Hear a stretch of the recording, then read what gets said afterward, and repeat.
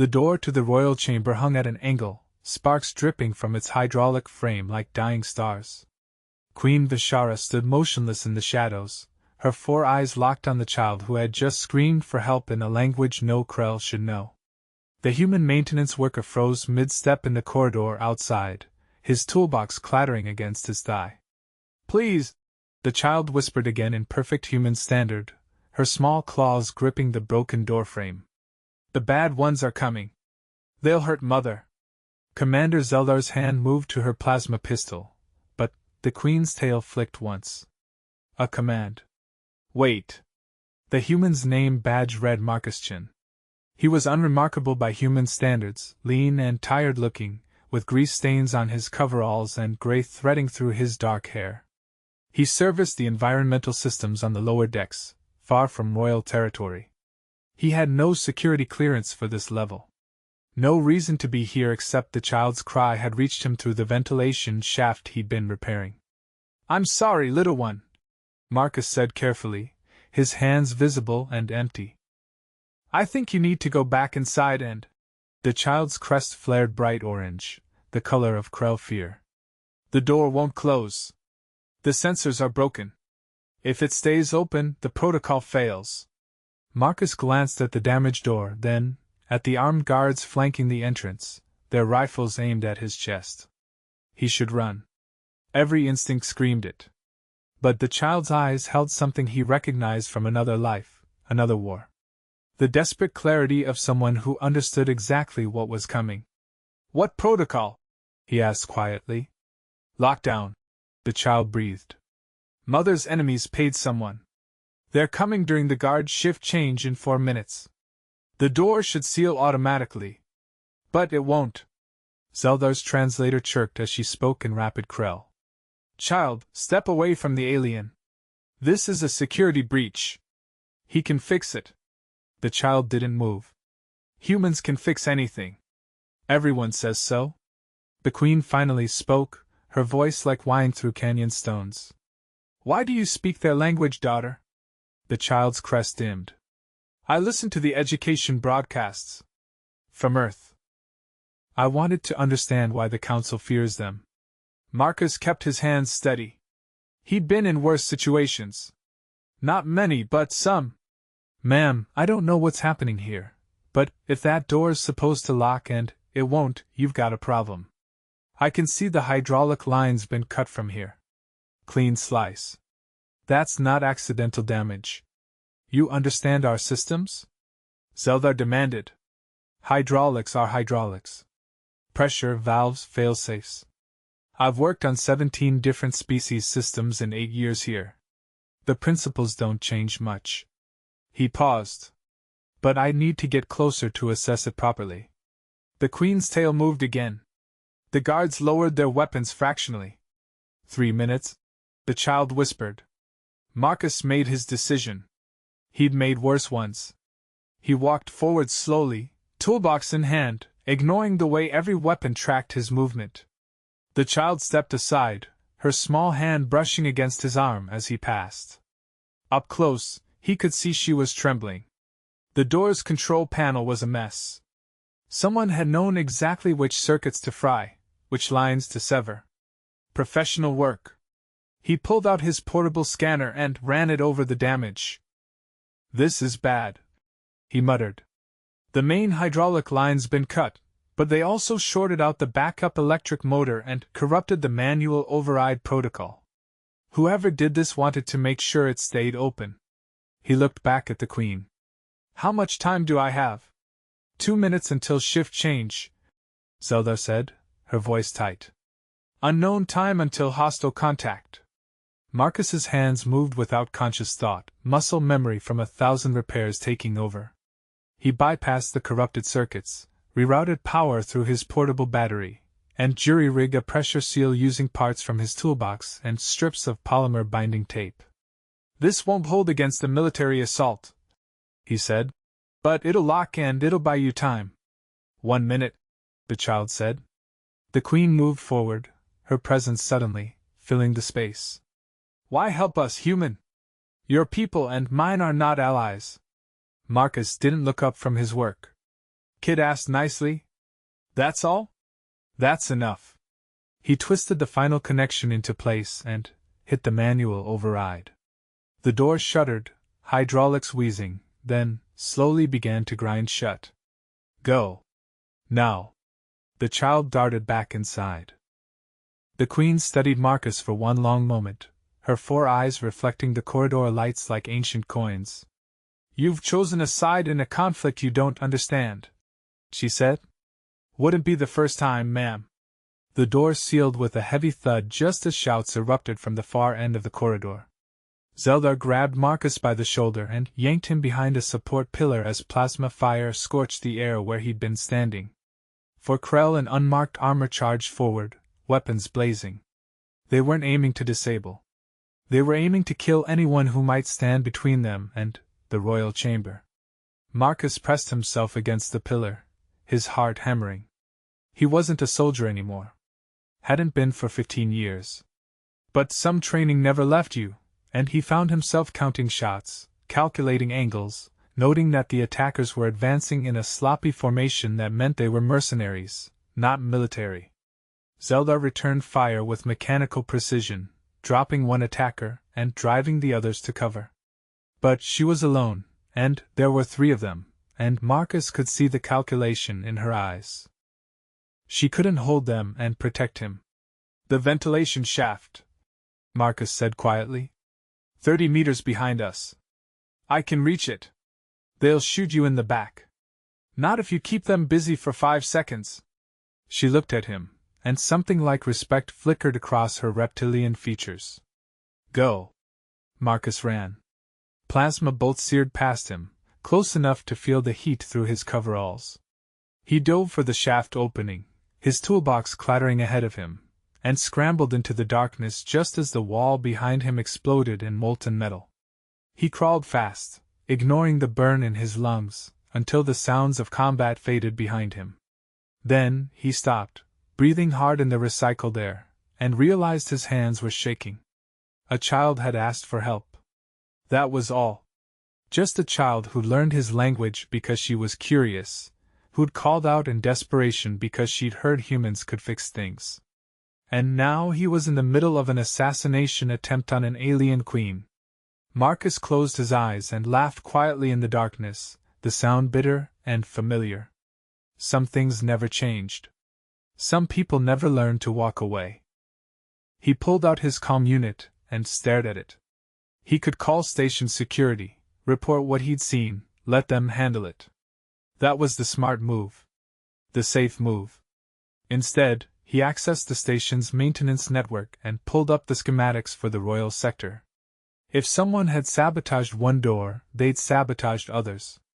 And if they wanted the Queen dead badly enough to hire mercenaries, they wouldn't stop at a single failed assault. The child's words echoed in his memory. The bad ones are coming. Marcus studied the schematics, his mind already working through possibilities, weak points, access routes. Old instincts waking up. Old skills dusting themselves off. He wasn't a soldier anymore. But he was still someone who knew how to fix things.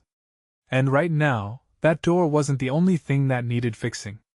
He started crawling deeper into the ventilation system, toward the central security hub, where he could see exactly what else had been sabotaged and who was really behind this.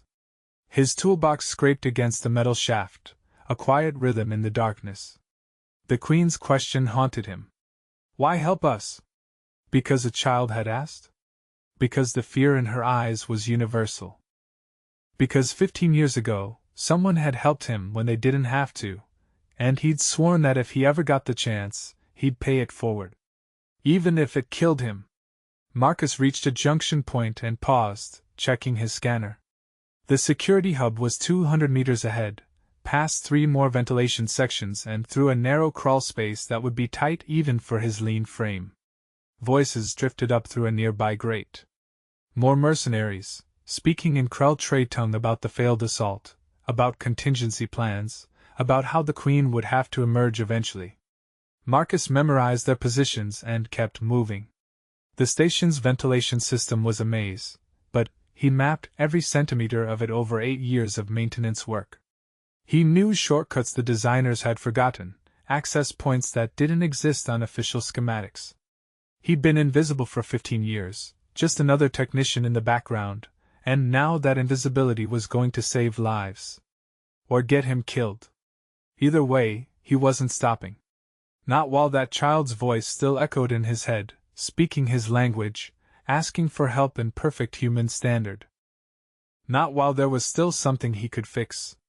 The security hub's access panel came into view ahead, its red emergency light pulsing like a heartbeat in the darkness. Marcus pulled out his bypass kit and got to work. Time to see exactly what was broken. And exactly how much fixing it was going to cost. The security hub screens painted Marcus's face in shifting blue light as he scrolled through sabotaged logs. 5 doors compromised. 3 guard stations with disabled communications. 2 entire corridor sections with life support set to fail on remote trigger. This wasn't just an assassination. It was a purge waiting to happen. He downloaded everything to his personal drive and was backing out of the system when footsteps rang on metal above him. He killed his light and froze, barely breathing. "Structural team found him yet?" The voice spoke human standard with a Centauri accent. Not Krell. A human was involved. Negative. He disappeared into the vents. Could be anywhere by now. Another human voice, this one flat and professional. Military cadence. Doesn't matter. Once the Queen's dead, station security will lock down everything. He'll suffocate in there or come out and get processed with the other witnesses. What about the kid? She saw his face. A long pause. Collateral damage. Boss's orders. No witnesses who can identify the hired help. The footsteps moved away.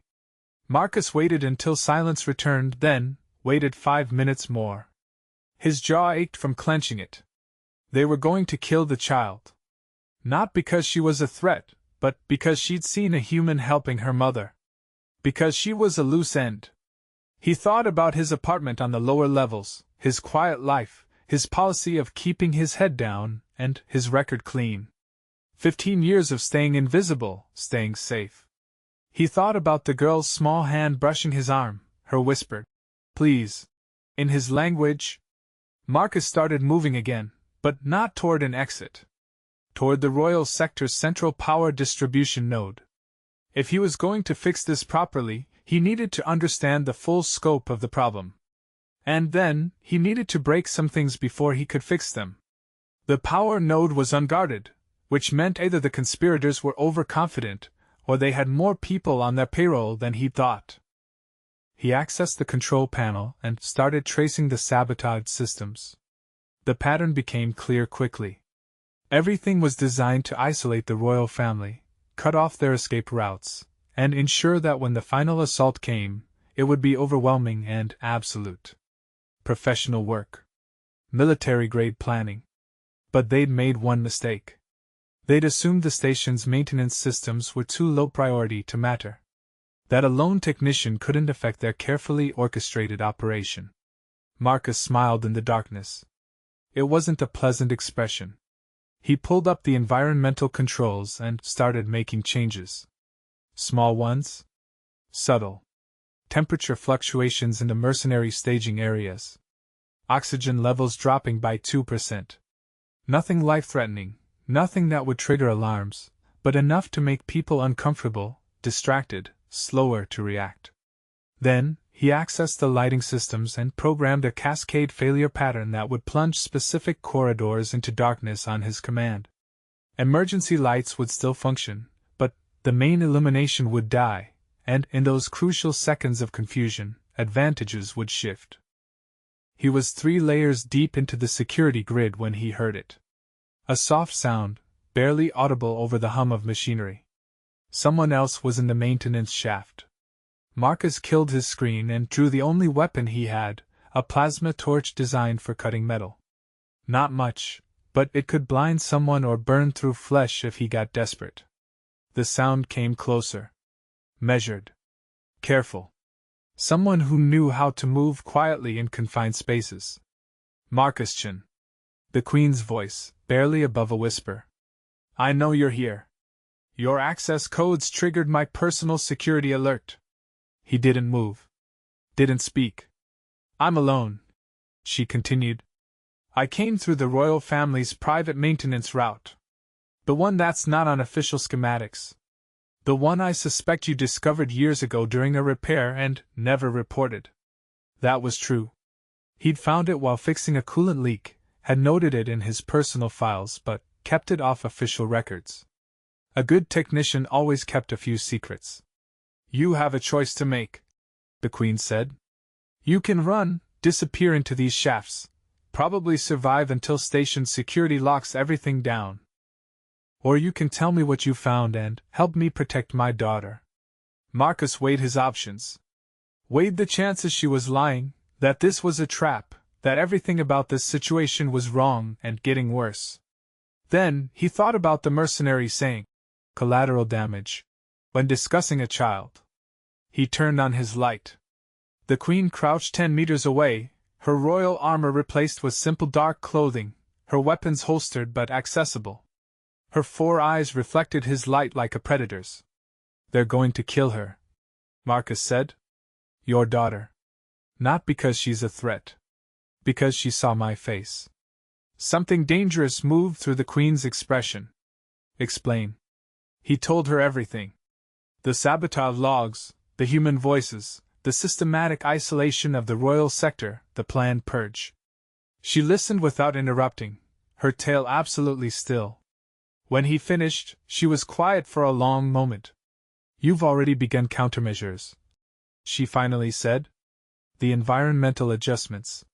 The lighting cascade protocol. Military training? Long time ago. Different life. Why didn't you run? Your daughter asked for help. He met her 4-eyed gaze. In my language? Because she'd been listening to Earth broadcasts, trying to understand humans. And the first time she uses what she learned, she uses it to ask for help. He paused. That means something. Should mean something. The Queen moved closer, her movements fluid and precise. The Council will not look kindly on human involvement in royal affairs. Even if you save us, there will be consequences. There usually are. You could die. I could run. I could hide. I could do a lot of things. Marcus shrugged. But I won't.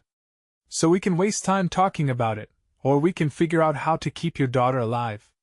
A strange sound came from the Queen's throat, almost like laughter. Commander Zeldar said you were either very brave or very stupid. Probably both. Good. Stupid and brave is what we need. She pulled out a data slate and projected a holographic map of the royal sector. Show me their plan. Then show me how we break it. Marcus studied the map, his tactical mind engaging fully for the first time in 15 years. They'll wait for the night shift rotation. Minimal guards, maximum confusion. They'll hit 3 points simultaneously: the main entrance, the emergency evacuation route, and the royal family's sleeping quarters. Standard decapitation strategy. How do we stop it? We don't. Marcus started marking points on the map. We redirect it. Make them commit to the attack, then collapse their advantage. Turn their own plan against them. That's risky? Everything about this is risky. But they're expecting a defensive fight. We give them an offensive one instead. He highlighted a series of corridors. These are the routes they'll use. I can seal some, flood others with coolant steam, create choke points that force them into kill zones. My personal guard number's only 12. Then, we make 12 feel like 50. Use the environment. Use surprise. Use the fact that they think they've already won. Marcus looked at her directly. And we use the fact that they have no idea what a motivated human with access to maintenance systems can actually do. The Queen's crest flared a color Marcus had never seen before, something between respect and anticipation. You've done this before. Different war. Different reasons. Same principles. What do you need? 3 hours to prep the environment. Access to the guard communication network. And someone to get your daughter to a secure location before this starts. The child stays with me. That's a mistake. That's not negotiable. The Queen's voice hardened. She's 7 years old. In your years, perhaps 5. She will not face this alone, and I will not rule a kingdom I purchased with her fear. Marcus understood.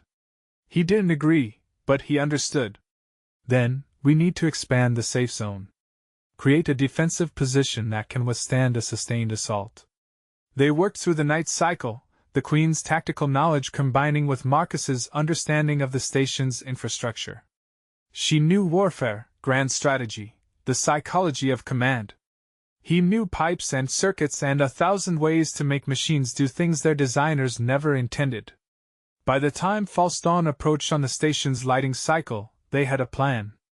It was desperate and dangerous and relied on split-second timing, but it was better than anything either of them could have created alone. One question, the Queen said as they prepared to separate. When my daughter asked for help, why did you answer in her language instead of yours? Marcus paused. He hadn't really thought about it. Seemed rude not to. She made the effort to learn. Least I could do was meet her halfway. You speak Krell? 4 languages, actually. Pick them up over the years. Never know when you'll need to understand what someone's saying. He checked his toolkit. Why? Because, the Queen said quietly, in our culture, answering a child in their chosen language is a sign of profound respect.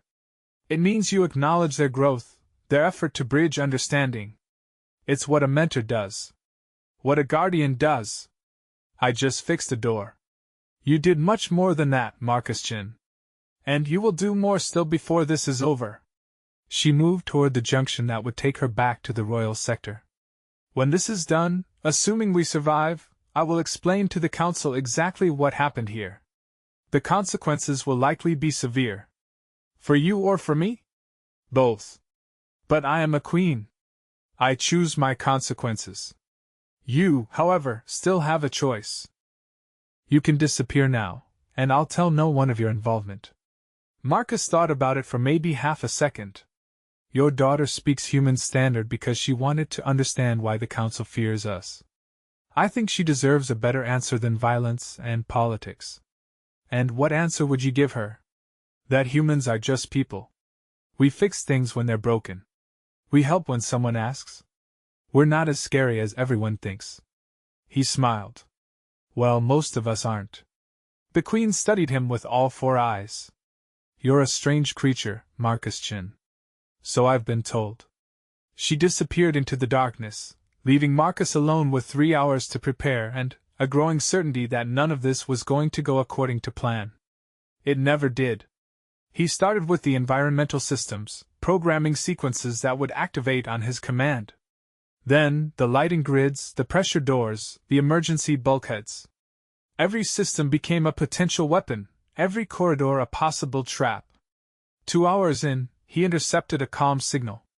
The mercenaries were moving up their timetable. Something had spooked them, made them decide to hit fast rather than wait for optimal conditions. Marcus cursed and accelerated his preparations. Some of the sequences weren't fully tested. Some of the failsafes weren't in place. But there wasn't time to be perfect. There was only time to be good enough. He activated the first cascade and watched through security cameras as corridor lights began flickering in the mercenary staging area. Subtle. Almost natural. Just enough to make people uneasy. Then, he triggered the temperature drop. 3 degrees. Nothing alarming, but combined with the flickering lights, it created an atmosphere of wrongness, of systems failing, of controls slipping. The mercenaries noticed. He watched them checking equipment, questioning each other, hesitating. Good. Hesitation was doubt. Doubt was weakness. Marcus moved to his final position, a junction point that gave him access to critical systems and a clear escape route if everything went wrong. He pulled up the guard communication network and sent a single encrypted message to Commander Zeldar. Ready when you are. Her response came immediately. The Queen says you fight like a human who's done this before. Tell her I fight like someone who has too much to lose. What do you have to lose, maintenance worker? Marcus thought about the child's hand on his arm, her whispered pleas, the trust in her eyes when she'd said humans could fix anything. Everything that matters, he typed. Everything that makes this worth it. A pause. Then, the Queen was right about you. Stupid and brave. Best combination. Enemies approaching primary corridor. 30 seconds. Marcus's hands moved over his controls. Let them come. The assault began with plasma fire and shouting, exactly as predicted. The mercenaries hit the main entrance hard, overwhelming the initial defenses through sheer firepower. Then, Marcus activated Sequence 1. The corridor lights died.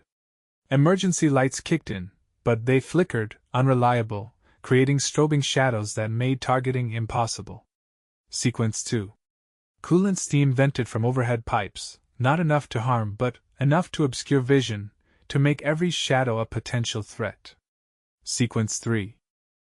Pressure doors slammed shut behind the advancing mercenaries, cutting them off from reinforcements, dividing their force into isolated units. He watched through cameras as confusion spread, as the overwhelming assault turned into a fragmented scramble. The Queen's guards, prepared for the chaos, struck from prepared positions with surgical precision. But there were still too many mercenaries. Even divided and confused, they were professionals. They adapted, regrouped, pressed forward. Marcus triggered Sequence 4, and the real fight began. Bulkheads sealed. Corridors that should have led to the royal chamber suddenly became dead ends. Routes that appeared blocked suddenly opened, funneling the enemy into kill zones where the Queen's guards waited with overlapping fields of fire. It was working. Against all probability, it was actually working. Then, the human mercenary commander did something Marcus hadn't anticipated. He stopped trying to reach the royal chamber and started hunting the person controlling the environment. Hunting Marcus. Someone's in the maintenance network. The commander's voice crackled over intercepted comms. Find them. Kill them. Do it now. Marcus watched his monitors as a team of 4 mercenaries split off from the main assault and headed toward the maintenance access points. They were moving fast, with purpose, with the clear intent of cutting off his control before he could do more damage. He had maybe 2 minutes before they reached his position. He could run, retreat deeper into the ventilation system, stay ahead of them indefinitely. But if he ran, he couldn't maintain the environmental control that was keeping the Queen alive. The sequences would continue on automation, but they couldn't adapt to changing circumstances. The mercenaries would eventually break through. Marcus looked at his screens, at the tactical situation, at the narrow margin between survival and slaughter. Then, he did something that would have made his old commanders proud or gotten him court-martialed, depending on which war you asked about. He activated Sequence 5, the one he told no one about, not even the Queen. The emergency protocol that would seal every maintenance access point in the royal sector, trapping him inside with the mercenaries, cutting off his escape route. But also cutting off theirs. The bulkhead slammed shut with finality. No going back now. No running. Marcus picked up his plasma torch, checked its charge, and prepared to defend his position the old-fashioned way. With violence and desperation and the stubborn refusal to let a child down. The mercenaries were coming. The door was fixed, but the fight wasn't over. Some things, Marcus thought as he heard footsteps approaching, you couldn't fix with tools and clever engineering. Some things you fixed with blood. The first mercenary through the access panel died without seeing Marcus. Plasma torch to the throat, quick and brutal, the kind of close-quarters killing that civilized people pretended didn't exist. The body collapsed backward, blocking the opening, buying precious seconds. Marcus grabbed the dead mercenary's rifle and rolled left as plasma bolts scorched through the gap. They were learning. Good tactics, proper suppression fire. These weren't amateurs. Neither was he. He popped up from behind a junction box and fired 3 bursts. 2 misses, 1 hit. The hit wasn't fatal, but it was enough to make them reconsider the frontal assault. They pulled back, regrouping. Marcus used the breathing room to access his portable terminal. The environmental sequences were still running, but they needed adjustment. The main mercenary force had adapted faster than anticipated, finding alternate routes, bypassing his prepared kill zones. He rerouted coolant flow, sealed 2 more corridors, and opened a path that looked like an escape route but actually led to a dead end with no cover. Ancient tactics, the kind Sun Tzu would have recognized. Someone took the bait. Marcus watched through security feeds as 3 mercenaries rushed down the false corridor, realized their mistake too late. The Queen's guards cut them down from prepared positions. But while he'd been focused on the tactical overview, the team hunting him had flanked. Smart. Divided his attention, used his own focus against him. Plasma fire erupted from 2 directions simultaneously. Marcus dove behind a power conduit as the junction box he'd been hiding behind exploded. Shrapnel peppered his back, tearing through his coveralls, hot pain that he filed away for later. He returned fire blind, just enough to keep them honest, while his mind raced through options. 2 access points, both covered. No clear escape. Ammunition limited. The tactical situation was degrading rapidly. Then, a voice crackled through the local comm, speaking Krell. Commander Zeldar. Maintenance worker. The enemy commander is moving toward the child's location. I can intercept or I can reach your position. Not both. Choose. Marcus didn't hesitate. Protect the child. You'll die. Probably. Do it anyway. A pause. You're either the bravest human I've met or the most foolish. Already established that. Go. The comm went silent. Marcus was alone with 2 professional killers and diminishing options. He checked his rifle's charge. 20%. Maybe 30 shots if he was conservative. He wasn't going to be conservative. Marcus triggered one more environmental sequence, flooding his own position with coolant steam. It would hide him, but it would also damage his equipment, including his access terminal. No more tactical control. No more clever environmental manipulation. Just him, a rifle, and whatever old soldier instincts were still alive in his 43-year-old body. The steam billowed thick and cold. He moved through it, using sound and shadow, hunting by feel and memory. The mercenaries had thermal imaging, but the coolant steam played havoc with heat signatures. Small advantage. He'd take it. Movement to his left. He fired low, heard a grunt, kept moving. Never stay still. Another lesson from another war. Plasma bolt from behind. Too close. Heat seared his shoulder, but the round missed. He spun and fired, saw the muzzle flash, adjusted, fired again. Someone screamed. 1 down. 1 wounded. 1 left. Marcus pressed his advantage, moving toward the screaming. The wounded mercenary panicked, fired wildly. Marcus dropped flat, let the bolts pass overhead, then put 2 rounds into the sound source. Silence. The steam was clearing. Marcus's terminal was fried, sparking uselessly. His shoulder felt like someone had branded it. His back was bleeding. And somewhere in the maintenance shaft, the last mercenary was waiting for him to make a mistake. Professional standoff. Both predators, both wounded, both knowing the next exchange would probably be fatal for someone. Marcus checked his rifle. 8% charge. Maybe 10 shots. You're good. A voice called out in human standard. Female comm. Military? Used to be. Garrison or combat? Combat. Relay station massacre. 4th wave. Marcus moved while talking, changing position. You. Titan Rebellion.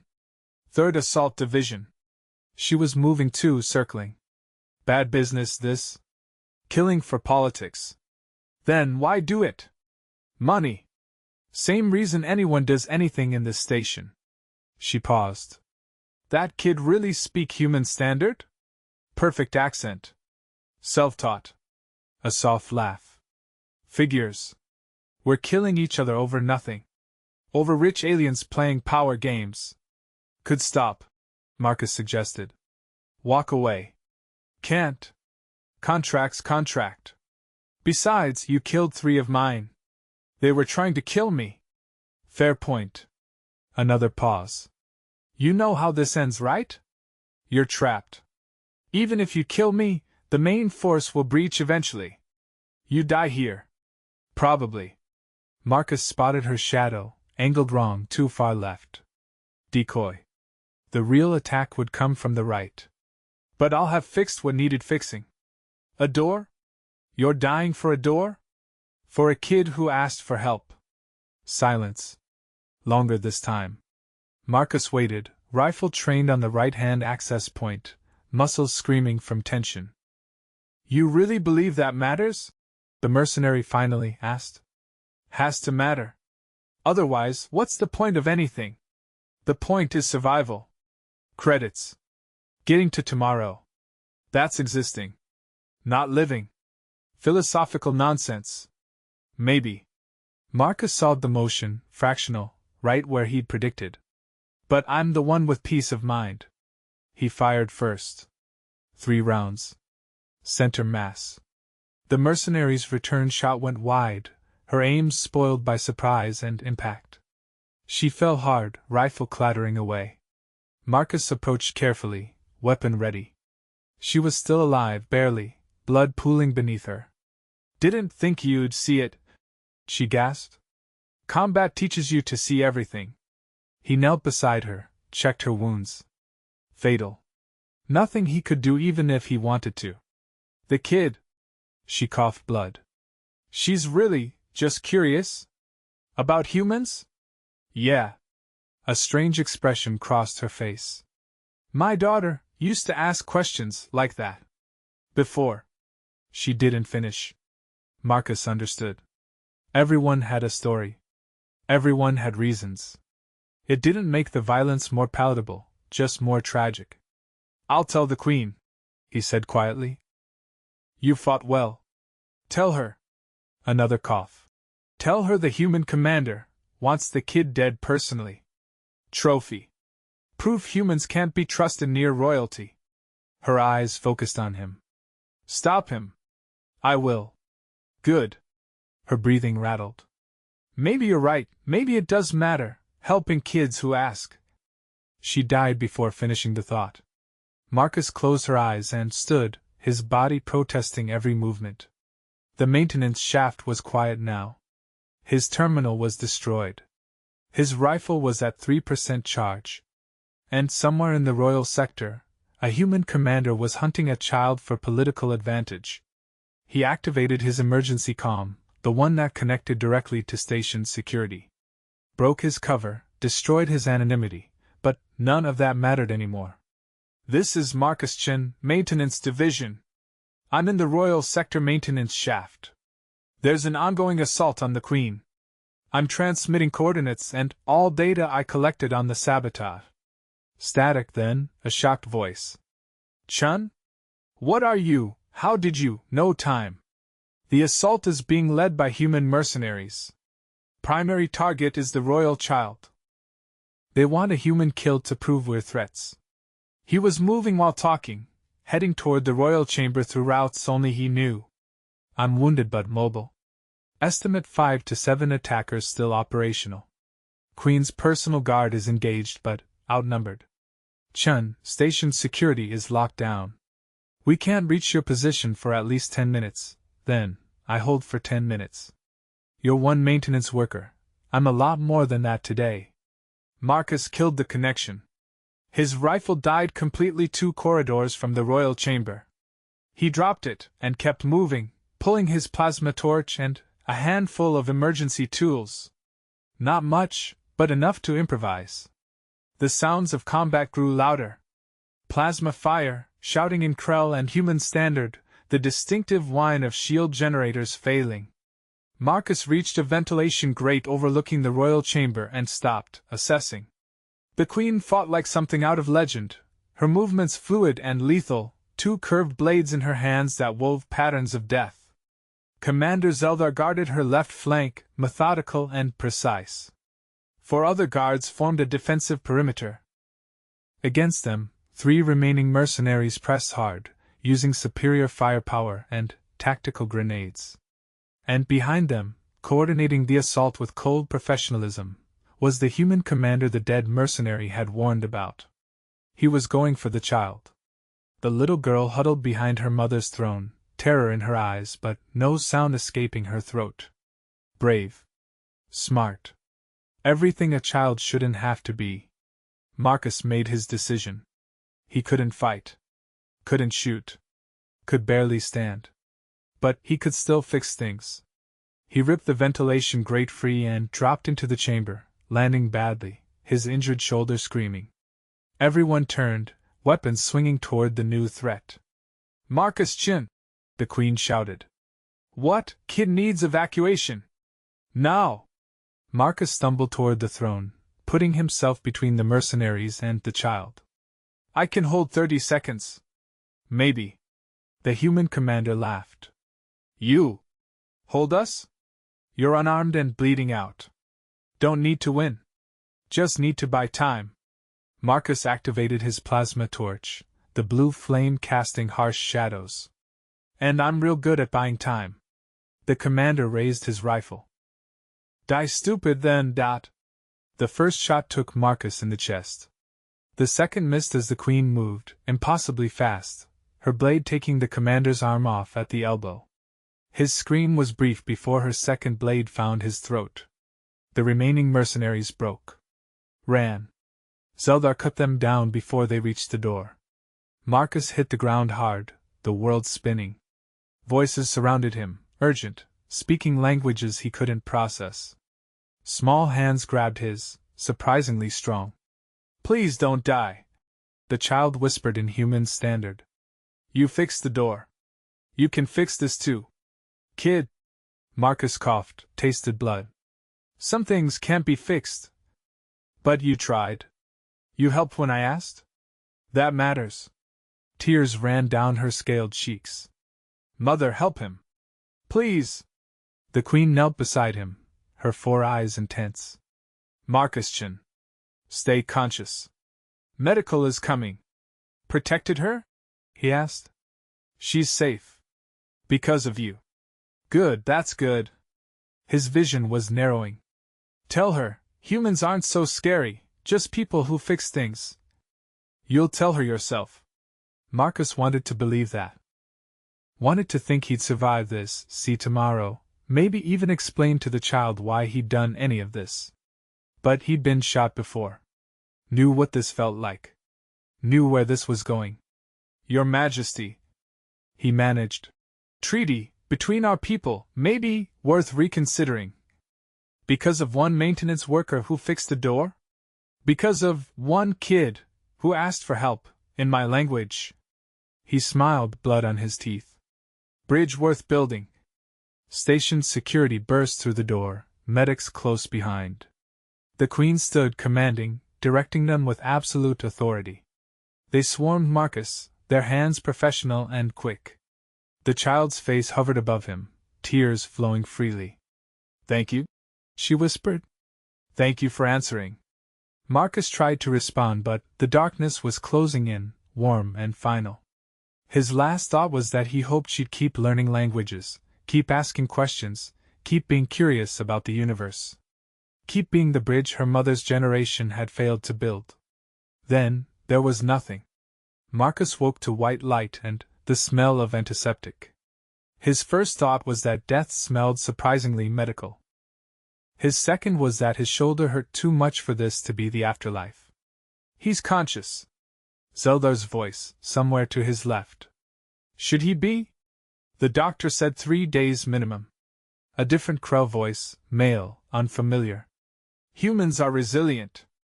"Annoyingly so." Marcus tried to speak, managed a croak. Water appeared at his lips. He drank gratefully. "Welcome back, maintenance worker." Zeldar moved into his field of vision. "You've been unconscious for 47 hours. The medical staff thought you'd die 6 times. You disappointed them greatly. Sorry to be difficult. It's apparently a human trait." She almost smiled. "The Queen wishes to speak with you when you're able." "The child?" "Safe. Asking about you constantly. She's learned several new human phrases." Stubborn idiot and reckless fool are her current favorites. I believe she learned them from the medical staff. Marcus managed a weak laugh that turned into a cough. Sounds accurate. The door opened. The Queen entered, her presence filling the medical bay. She wore formal robes now, royal and commanding, but her eyes held something Marcus hadn't seen before. Warmth. Marcus Chen. You continue to complicate my political existence. Sorry. Your Majesty. Don't be. The council is in chaos. A human saves the royal heir's life, dies protecting her, or nearly dies, rather, and does so with such theatrical sacrifice that the entire station is talking about it. She moved closer. You've become a symbol. Rather inconvenient for those who wanted to paint your species as threats. Didn't mean to cause trouble. You meant to fix a door. Instead, you fixed something far more broken. She gestured to the windows. Look. Marcus turned his head carefully. Through the window, he could see the station's main promenade. Humans and Krell walking together. Not avoiding each other. Actually talking. It's been like this since word spread, the Queen said quietly. A human sacrificed everything for one of us. For a child. It challenges every prejudice, every fear. She paused. The Council is proposing a formal alliance treaty. Cultural exchange. Educational programs. Your government is actually taking calls. Because I fixed the door? Because you answered when my daughter asked for help. In her language. With respect. The Queen's crest rippled, a color Marcus couldn't interpret. Do you know what she told the council? When they asked her to testify about what happened? Marcus shook his head. She said humans were people who kept promises. Who helped when asked? Who knew how to fix broken things. The Queen's voice softened. She said if humans could care that much about a child they'd never met, maybe everyone else should learn to care too. Tears stung Marcus's eyes. She's something special. She is. Thanks in no small part to you. The Queen produced a small device, placed it on his bedside table. When you're recovered, there's a position waiting for you. Royal Maintenance Supervisor. Significant upgrade in pay and quarters. I'm just a maintenance worker. You're a bridge between our peoples. You're living proof that fear and prejudice are lies. She straightened. Also, my daughter refuses to sleep until her door is properly fixed. Something about your repair being temporary and not up to proper human standards. She's become quite the critic. Marcus laughed, genuinely.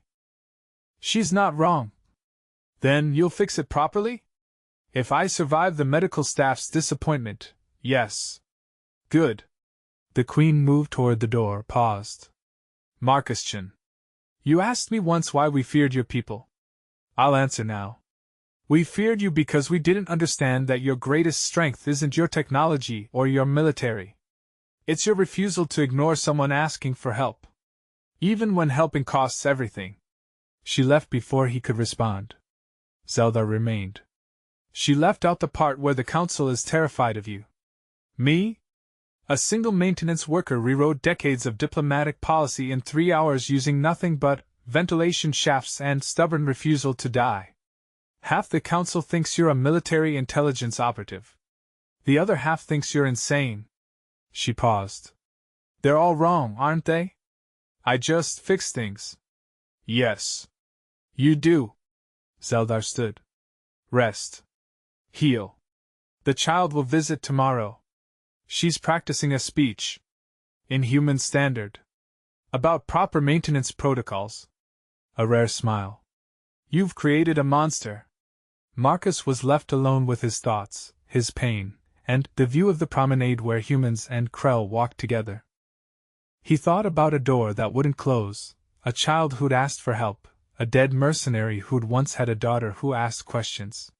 He thought about bridges and the people who built them, one small act at a time. 3 days later, mobile but still healing, Marcus returned to the royal chamber. The door hung straight now, properly fixed by a professional team. But there was still something wrong with the locking mechanism, and The child had insisted only Marcus could fix it properly. He approached with his toolbox, the Queen and Zeldar watching from a respectful distance. The child bounced on her feet, excitement radiating. "You came! Mother said you would, but I wasn't sure because you were very injured and the doctors said, 'Easy, little one.'" Marcus knelt beside her, his shoulder protesting. "Let's see this door." She watched intently as he examined the mechanism. "Why didn't the other fixers do it right?" "They did it safely." "That's different from right." "What's the difference?" Marcus showed her the locking mechanism. "Safe means it works. Right means it works perfectly, every time, even if something else breaks." He made an adjustment. "Safe is good enough. Right is better." "You always do things right?" "I try. Don't always succeed. But you try. That's what matters." She touched his hand. "You tried to save me. Even though you got hurt." Marcus met her eyes. "You asked for help. In my language. How could I not try? Because it was dangerous? Danger's just math. Risk versus reward. Helping you was always going to be worth the risk." She considered this gravely. "I'm learning more human standard. And human history. And human culture. I want to understand better." "That's good. Understanding's important. Will you teach me? About humans? And fixing things?"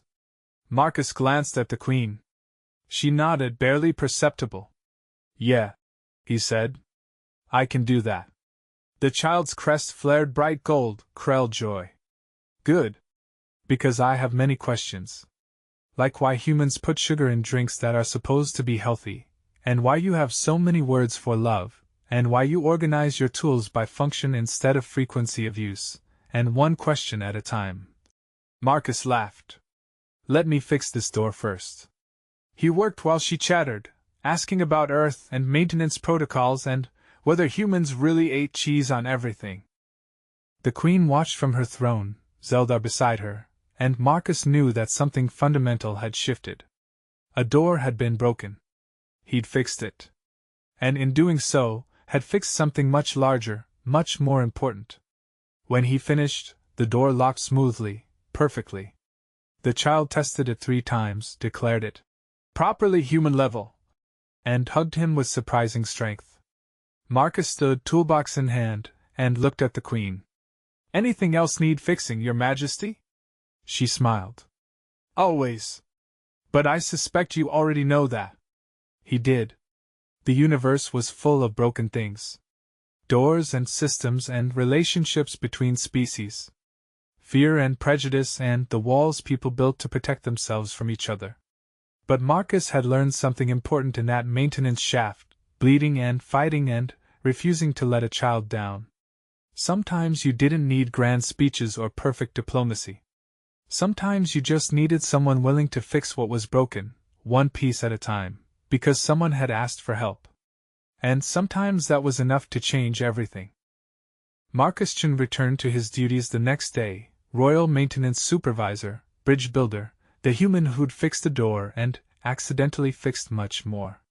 The child visited him twice a week for lessons in maintenance and human culture, always in human standard, always curious.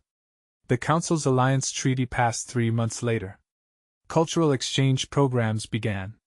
Barriers came down. All because a little alien girl had asked for help, and a maintenance worker had answered. Some things, Marcus thought as he worked on another broken door in another corridor, were worth fixing. Worth bleeding for. Worth everything. Especially when a child asked. Especially when that child believed humans could fix anything. It was a belief worth proving true. 2/2